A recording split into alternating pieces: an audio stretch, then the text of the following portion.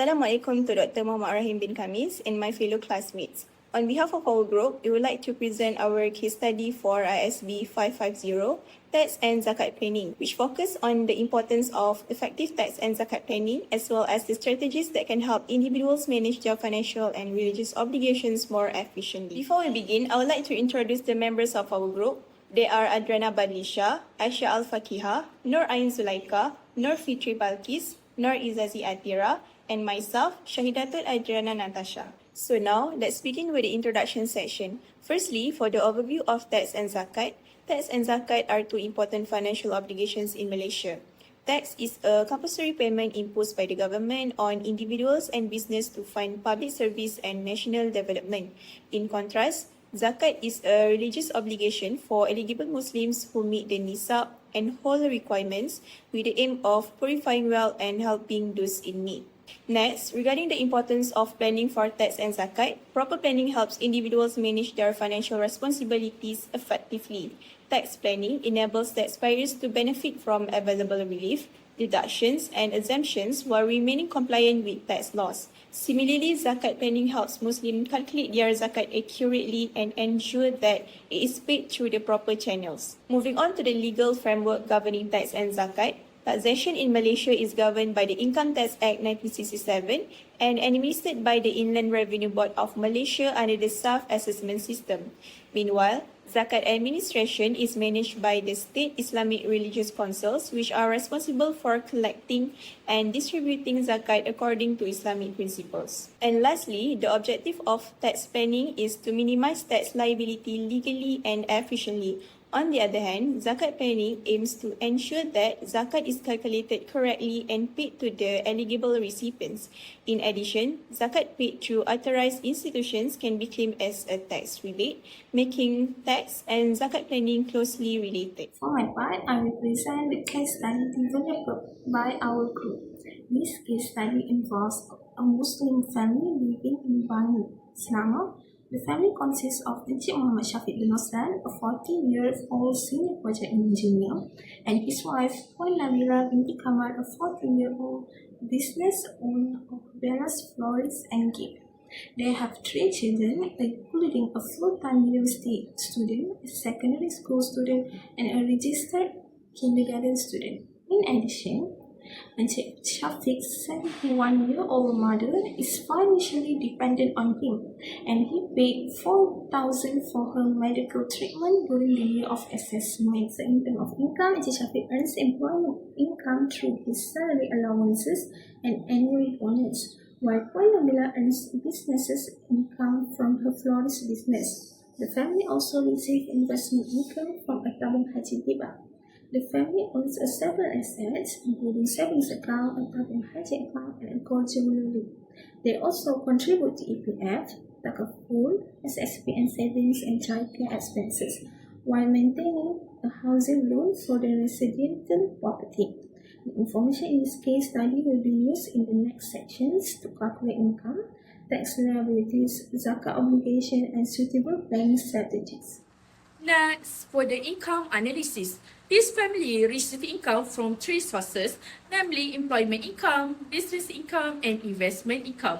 Firstly, Encik Muhammad Syafiq, who worked as a senior project engineer, earns a gross employment income of RM199,600 per year, including his salary, allowance, and annual bonus.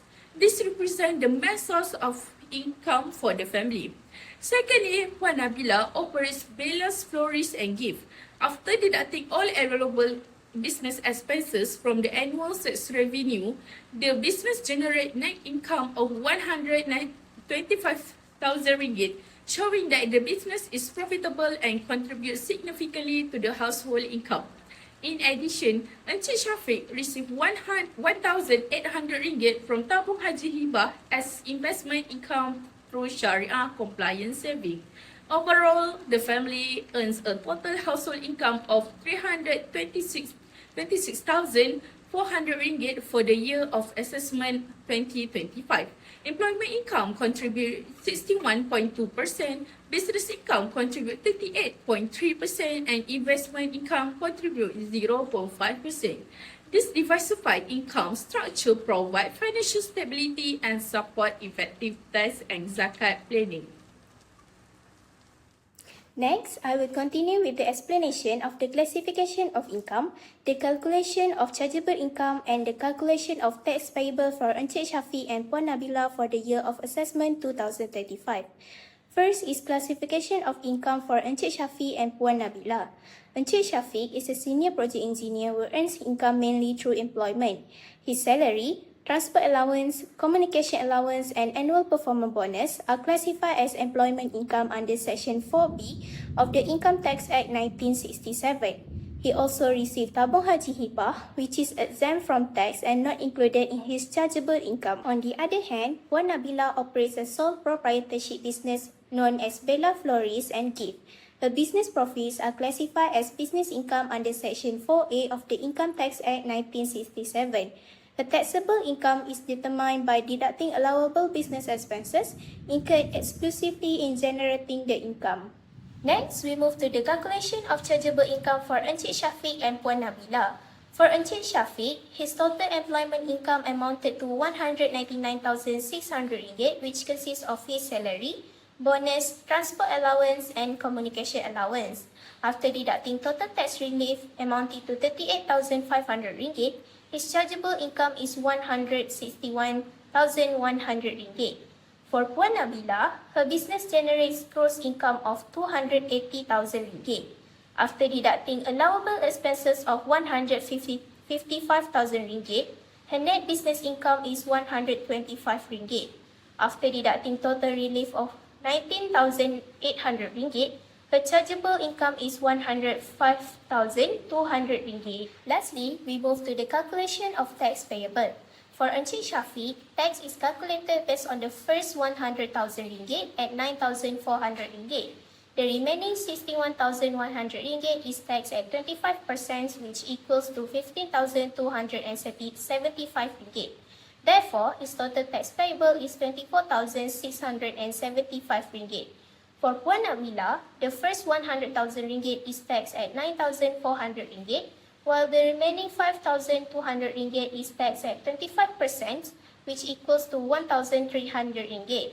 Thus, her total tax payable is RM10,700.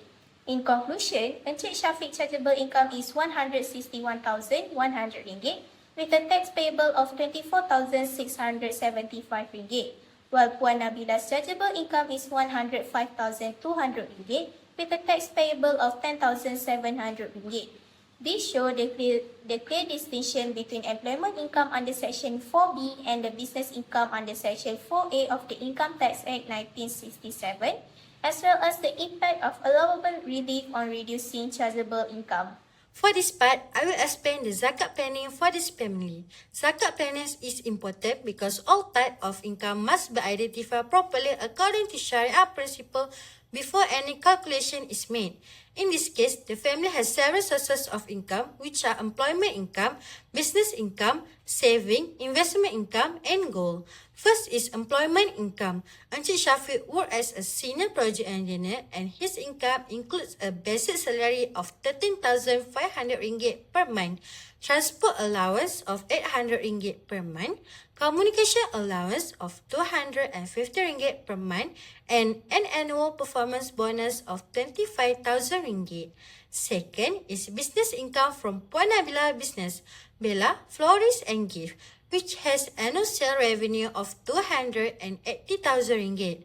However, zakat is calculated based on net profit after deducting business expenses. Third is saving. Encik Shafiq has RM35,000 in his bank account and RM55,000 in tabung haji. Puan Nabila also has saving of RM22,000. These savings are considered zakatable wealth if they meet nisab and howl condition. Fourth is investment income, where the family receives RM1,800 hibah from tabung haji as a Sharia-compliant return. Lastly is gold. Puan Nabila owns 100 grams of gold worth RM52,000, which is considered zakatable wealth if it exceeds the uruf requirement. However, for calculation purpose, only three types of zakat are calculated, which are zakat on income, Zakat on saving, and zakat on gold. First is zakat on income. Encik Shafiq has total income from salary, allowance and bonus. After considering his dependent, which include his wife, 3 children and his mother aged 71 years old, the zakat on income payable for 1 year is 3,619 ringgit. Next is zakat on saving. Encik Shafiq total saving are 19,000 ringgit, which is 35,000 ringgit in bank saving and 55,000 ringgit in tabung haji. So zakat is 2.5% multiplied by 90,000 ringgit, which equal 2,250 ringgit.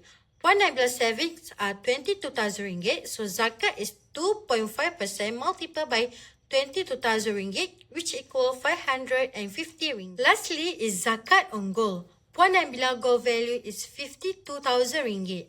So zakat is 2.5% multiplied by 52,000 ringgit, which equal 1,300 ringgit. In conclusion, the total zakat payable for the year of assessment 2025 for both Encik Shafiq and Puan Nabila is 7,719 ringgit. So that's all for my part. Thank you. My name is Fitri and I will continue with tax strategies. First, they should fully use all tax relief under the Income Tax Act 1967, which include EPF, SSPN and more. Basically, the more relief they can claim properly, the less tax they need to pay. Next, they should continue with separate assessment. This is better because both of them can claim their own relief, so it will reduce total tax. They should also need to keep their proper records like receipt and income proof. This is important so everything is accurate and easy during tax filing. Another point is increasing EPF and SSPN contribution will help them to reduce taxable income while also building saving for retirement and education. Moving to zakat planning method. For zakat, they should pay through authorized institution like Lembaga Zakat Selangor. This ensures zakat is distributed correctly to asnaf and also qualifies for tax rebate. They should also monitor zakatable wealth regularly, including saving, tabung haji, business income and gold.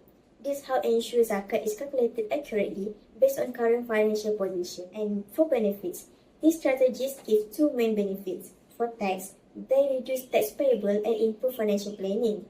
But for zakat, they ensure obligations are fulfilled properly while maintaining Sharia compliance and financial discipline.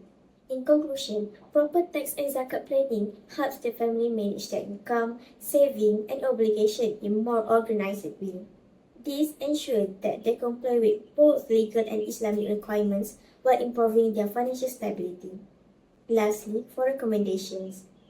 First, they should always maximize available tax relief. Second, continue zakat through authorized institution. And third, maintain proper financial record for both tax and zakat purposes to ensure accuracy and avoid issue during review. That's all from our group. Thank you for watching.